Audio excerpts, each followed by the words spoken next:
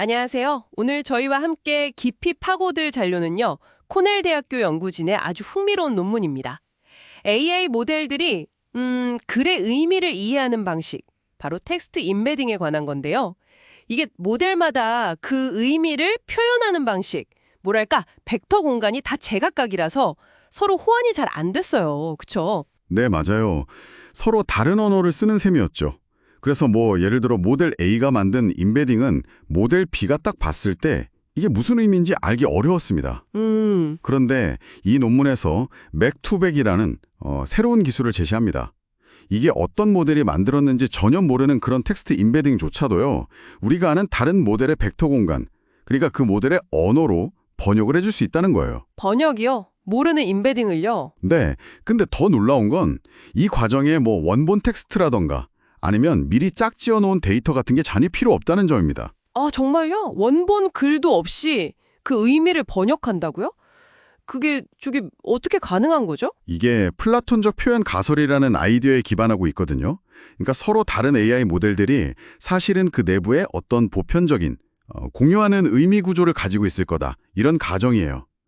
웹투백은 바로 이 숨겨진 공통 구조를 학습해서 활용하는 방식인 거죠. 와, AI 모델들 사이에 무슨 비밀 통로, 공통 언어 같은 걸 찾아낸 거네요.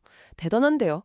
그럼 이 맥투백 기술, 이게 구체적으로 어떻게 작동하는지, 또 어떤 결과를 보여줬는지, 그리고 이게 왜 당신에게 중요할 수 있는지, 좀 더 파고 들어가 보죠. 특히 그 벡터 데이터베이스 보안에 미칠 영향, 이게 아주 중요해 보입니다. 네, 맞습니다. 백투백은 기본적으로 예를 들면 T5나 버티 기반 모델처럼 서로 다른 모델이 만든 임베딩들이 있잖아요. 이걸 어떤 공통된 잠재 공간으로 일단 매핑을 해요. 뭐랄까 중간 번역 지점 같은 곳을요. 아, 중간다리 같은 거군요. 그렇죠. 그런 다음 거기서 이제 우리가 목표로 하는 모델의 공간으로 다시 변환을 시켜주는 겁니다. 근데 여기서 제일 중요한 핵심은 이 전체 과정에서 원래 임베딩이 가지고 있던 그 기하학적 구조, 그러니까 단어들 사이의 의미 관계 같은 거 있잖아요. 이걸 최대한 보존한다는 거예요. 의미 관계를 보존한다. 예를 들면 어떤 걸까요? 예를 들어 서울이랑 한국의 관계, 또 도쿄랑 일본의 관계처럼 이런 단어쌍들 사이의 어떤 거리나 방향성 같은 것들이요. 이런 상대적인 위치 관계를 그대로 유지하면서 옮겨야 진짜 번역이라고 할 수 있겠죠. 아하, 네네. 이해했습니다. 그 구조 보존이 핵심이군요. 그럼 기술적으로는 이걸 어떻게 구현했을까요? 네, 몇 가지 기법을 같이 썼는데요. 대표적인 게 이제 적대적 학습하고 순환 일관성입니다. 적대적 학습은 번역된 임베딩이 진짜 목표 모델이 만든 건지 아니면 가짜 번역인지 구별하려는 판별자 모델이랑 이걸 어떻게든 속여서 진짜처럼 보이게 만들려는 생성자, 즉 번역기 모델이 서로 경쟁하면서 성능을 막 끌어올리는 방식이고요. 아, 겐 같은 거군요. 네, 비슷합니다. 그리고 순환 일관성은 뭐냐면 어떤 임베딩을 다른 모델 공간으로 번역했다가 다시 원래 모델 공간으로 되돌려놨을 때 이게 처음 원본이랑 거의 똑같아야 한다는 거예요.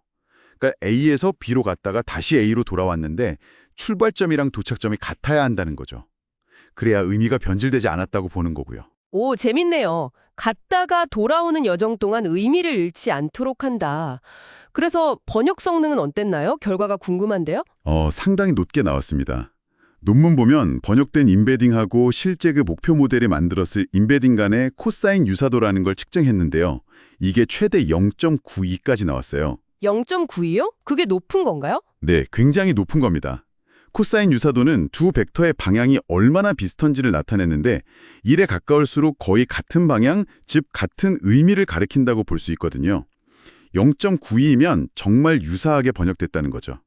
그리고 더 주목할 만한 건 이게 원래 위키페디아 기반 데이터로 학습을 시켰는데 전혀 다른 종류의 데이터, 예를 들면 트윗이나 의료 기록 데이터로 평가를 해봐도 성능이 잘 나왔다는 점이에요. 아, 그건 정말 대단하네요. 특정 데이터에만 잘 되는 게 아니라 좀 더 일반적인 번역 능력을 갖췄다는 뜻이니까요. 그렇죠. 범용성이 있다는 거죠. 이게 단순히 벡터를 비슷하게 옮기는 걸 넘어서 의미 자체가 보존된다는 건데 아까 잠깐 언급하셨지만 이게 왜 그렇게 중요한 걸까요?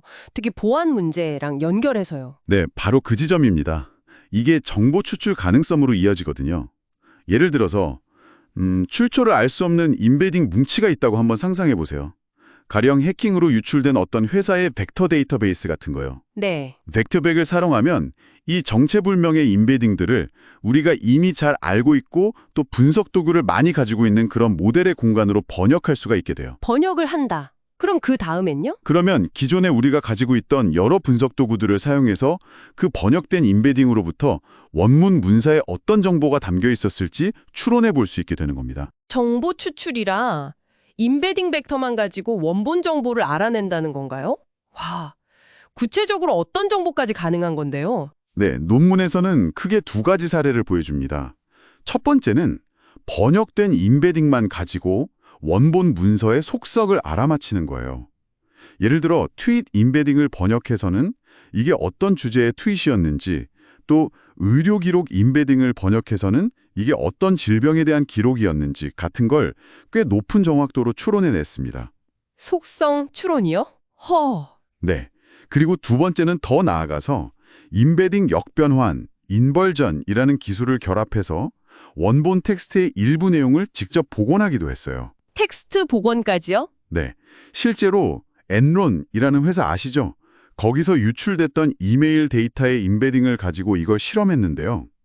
그 임베딩을 번역한 다음에 역변환을 시도해서 실제 이메일 제목이나 내용에 포함됐던 일부 키워드, 예를 들면 Enron bashing on frontline 같은 구체적인 문구를 알아내는 데 성공했습니다. 세상에 그냥 숫자 덩어리처럼 보이는 그 벡터 안에서 그런 구체적인 단어까지 끄집어낼 수 있다니 이거 정말 충격적인데요?